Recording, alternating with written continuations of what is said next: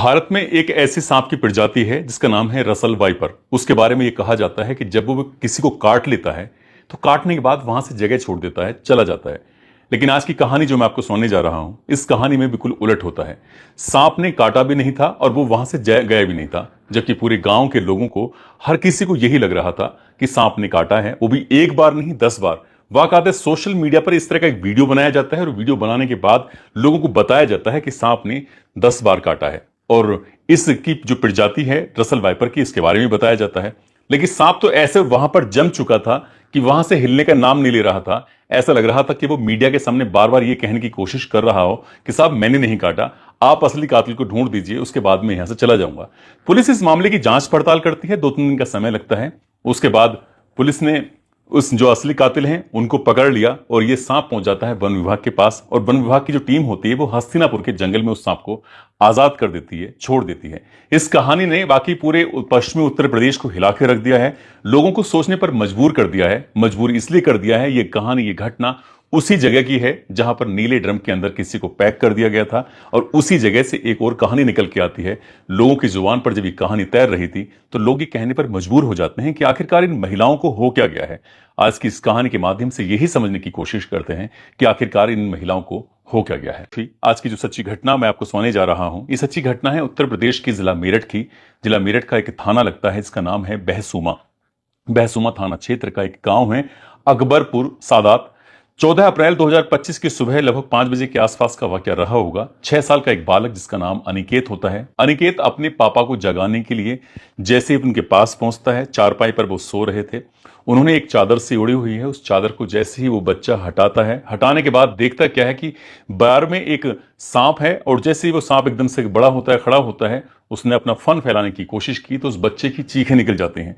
इतनी जोर से चीखता है कि उसकी चीखों की आवाज उसकी मां तक पहुंच जाती है। मां अपनी 2 बेटियों के साथ सोई हुई थी, वो भी दौड़कर आती है। इसी घर के अंदर दादा भी हैं उस बच्चे के, दादी भी है, और आसपास के घरों तक भी आवाज पहुंच जाती है।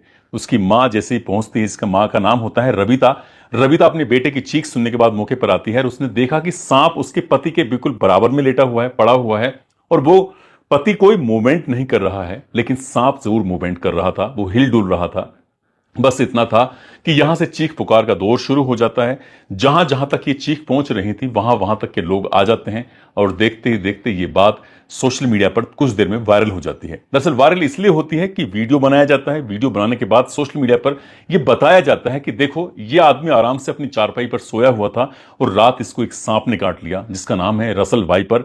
10 बार काटा है। 10 बार काटने की बात जब आती है तो गांव वाले, पास के ही थोड़ी ही फासले पर एक गांव लगता है, उस गांव से जो सपेरे होते हैं उनको बुलवाया जाता है ताकि सांप को पकड़ा जा सके। सपेरे आते हैं और मेहनत करने के बाद उस सांप को अपने कब्जे में ले लेते हैं। और कब्जे में लेने के बाद जो कहानी है वो आगे बताने की कोशिश कर रहे थे, लेकिन गांव वाले कहते हैं कि एक काम करो, जितनी जल्दी हो सके इस व्यक्ति को, जिसका नाम होता है अमित कश्यप उर्फ मिक्की, उम्र लगभग 25 साल के आसपास होती है, उसको जितनी जल्दी हो सके हॉस्पिटल डॉक्टर के पास लेके जाओ, हो सकता है कि इसकी जान बच जाए, सांप ने जो काटा है। अब इस तरह की बातें थी। जो पास में डॉक्टर होता है, डॉक्टर के पास लेके जाते हैं। डॉक्टर कहता है कि देखो मैं इसे देख नहीं सकता, इसलिए आप इसको किसी दूसरी जगह पर लेके जाओ। तो गांव के जितने लोग थे उतनी बातें हो जाती हैं। उस डॉक्टर ने पहली बार देखा, पहली बार देखने के बाद साफ साफ बोल दिया था कि आप इसको यहां से लेके चले जाओ किसी और के पास। अब बताया जाता है कि उत्तर प्रदेश का जिला बुलंदशहर, बुलंदशहर का ही एक कस्बा लगता है गुलाबठी। गुलाबठी में एक डॉक्टर के पास लेके जाते हैं, शायद उस सांपों का अच्छे से इलाज भी कर लेता है जो सांप के काटे हुए होते हैं मरीज। अब वहां दिखाया जाता है, डॉक्टर ने जो नब्ज टटोलने की कोशिश की, डॉक्टर ने कहा कि ये तो बच नहीं सके, ये तो मर चुके हैं, आप इन्हें घर पर लेके जाओ, जो करना है वो करो। लेकिन पहली बार जो किसी डॉक्टर किसी के पास लेकर गए थे उसने पुलिस को फोन कर दिया। यह बताया जाता है या तो डॉक्टर ने फोन किया था या फिर किसी और ने फोन करके कहा कि आपको इसे देखना चाहिए, कुछ ना कुछ अलग मामला है। इसे बताया जा रहा है सांप ने काटा है, लेकिन बात कुछ और नजर आ रही है। जैसे ही इस बात की सूचना पुलिस को पहुंचती है, पुलिस जाती है मौके पर और उस व्यक्ति को, अमित उर्फ मिक्की को, अपने कब्जे में लेती है। उसकी लाश को, वो मर चुका है।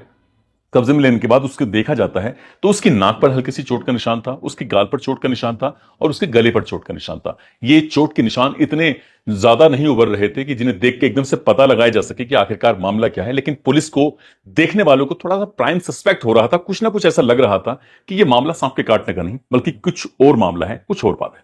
पुलिस ने जैसे ही इस मामले को देखा, पुलिस ने सबसे पहले मामले को गंभीरता से लिया। लेने के बाद इस मृतक के चाचा, जिसका नाम होता है राजू, और उसका भाई होता है मोनू। उसको थाने बुलवाया जाता है और थाने बुलवाने के बाद उनसे पूछा जाता है कि ये क्या बात चल रही है, ये बताया जा रहा है कि सांप ने काटा है, 10 बार काटा है, इतनी बार काटा है, तुम्हें कैसे पता? डॉक्टर वो कहते हैं कि साहब हमें कुछ नहीं पता, आप चाहो तो पोस्टमार्टम करा लीजिए। उधर पोस्टमार्टम कराया जाता है तो पोस्टमार्टम से ये पता चलता है कि उसको सांप ने काटा ही नहीं है। यानी कि अब वो जो सपेरा था जिसने उसको सांप को पकड़ा था, उस सपेरे ने भी गांव वालों के सामने एक बात कही थी कि ये सांप तो काटने लायक है ही नहीं, ये काट ही नहीं सकता, क्योंकि जहां से आया है उसने पहले या तो इसके दांत तोड़ रखे हैं या फिर ये इस स्थिति में नहीं कि काट सके। क्योंकि इस सांप के बारे में कहा जाता है, रसल वाइपर जिसका नाम है, ये एक बार किसी को काट ले, काटने के बाद अपनी जगह छोड़ देता है, वहां रुकता ही नहीं है। लेकिन ये रुका हुआ शायद इसलिए था, ये अपनी ईमानदारी का, अपने आप का सबूत दे रहा था कि साहब मैंने नहीं काटा, जिसने भी काटा होगा उसने काटा होगा, आप जांच करा लीजिए। अब वो सांप सपेरे के माध्यम से पहुंच जाता है वन विभाग की टीम के पास और वन विभाग की टीम उस सांप को हस्तिनापुर के जंगल में छोड़ देती है। लेकिन पुलिस के लिए अभी जांच का विषय था कि आखिरकार मामला क्या है। उधर पोस्टमार्टम रिपोर्ट में भी साफ साफ आ जाता है कि गला दबाने से हत्या हुई है, लेकिन गला क्यों दबाया, किसने दबाया, क्या मामला है, पुलिस के लिए बहुत सारे सवाल थे। जब इस मृतक के चाचा इसके भाई को बुलाया जाता है तो वो कहते हैं कि साहब इसकी पत्नी से झगड़ा होता है, हमारा इसमें कोई लेना देना नहीं है, हमारा कोई मामला नहीं है, आप एक बार इसकी पत्नी से बात कर लीजिए। दरअसल मुजफ्फरनगर की रहने वाली उस महिला का नाम है रविता। 8 साल पहले उसकी शादी होती है अमित कश्यप उर्फ मिक्की से और उसको 3 बच्चे होते हैं। पहले बेटे का नाम रखा जाता है अनिकेत, एक बेटी होती है गौरी नाम रखा जाता है और तीसरा बच्चा होता है, इसका नाम अनु रखा जाता है। एक छोटा सा घर परिवार है।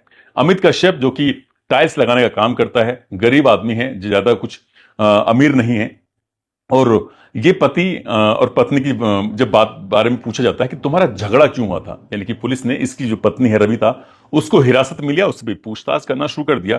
हालांकि शुरुआत में वो इधर उधर की बातें बताने लगती है, लेकिन पुलिस के अपने तरीके होते हैं। पुलिस जब अपनी से पा जाए तो कहते हैं कि मुर्दे भी बोलने लगते हैं। अब ये तो जिंदा थी रविता, वो जिंदा भी बोलने लगती है, बताने लगती है। वो कहती है कि साहब इसकी जो पति है जिसका नाम अमित है, उसका एक दोस्त जिसका नाम है अमरदीप। अमरदीप लगभग 1 साल पहले से घर कभी कभार आ जाया करता था। एक दिन उसने कहा कि भाभी मुझे क्या आपका नंबर मिल सकता है, कई बार जब मैं फोन करता हूं तो इन भाई साहब से बातचीत तो हो नहीं पाती है, इसलिए आप ही मुझे अपना नंबर दे दीजिए।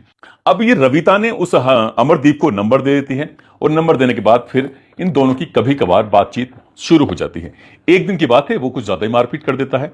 ऐसा बताती है पुलिस की पूछताछ में कि वो बिल्कुल नंगा कर दिया करता था, नंगा करके बुरी तरह वो अपनी पत्नी को पीटा करता था। एक दिन उसकी जब पिटाई होती है, वो थोड़ी सी आवाज उसकी कुछ अजीब सी आवाज निकल रही थी, दबी हुई सी कराहने की आवाज। तो अमरदीप ने पूछा कि आज तुम्हारी आवाज कुछ भाभी अलग सी निकल रही है, क्या बात है, क्या परेशानी है? तब उसने रोते हुए अपनी कहानी बयां की।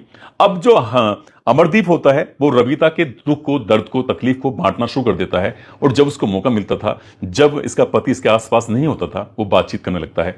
1 साल पहले ये बातचीत शुरुआत होती है, 6 महीने बीत जाते हैं।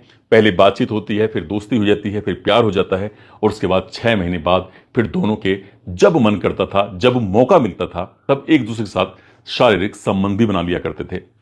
पति इन सब बातों से अनजान था, लेकिन जब वक्त धीरे धीरे आगे बढ़ रहा था, गांव वालों को इस बात की पता चलने लगती है। गांव में कानोफी शुरू हो जाती है कि ये अमरदीप और इसकी जो रविता है, इन दोनों का कुछ ना कुछ चक्कर चल रहा है, जो इसकी पीठ पीछे आता है। कुछ ना कुछ इस तरह की बातें हैं जब गांव के लोग करने लगते हैं। 30 मार्च 2025 की ये बात है। आखिरकार अमित कश्यप को कुछ ऐसा दिखता है जो शायद उसने पिछले 6 महीने या 1 साल से देखा नहीं था, और जब ये दिखाई देता है तो उसे गुस्सा आता है। अमित कश्यप ने अपने ही दोस्त अमरदीप, जो कि बिना शादीशुदा होता है, उसको पकड़ता है और उसके साथ मारपीट शुरू हो जाती है। किसी धारदार हथियार से जब उस पर हमला किया जाता है तो अमरदीप को 13 टांके आते हैं उसके हाथ में, कुछ इतना गहरा जख्म लगता है। जिम्मेदार लोगों ने इन दोनों के बीच में जो झगड़ा हुआ था उसका फैसला करा दिया, समझौता करा दिया।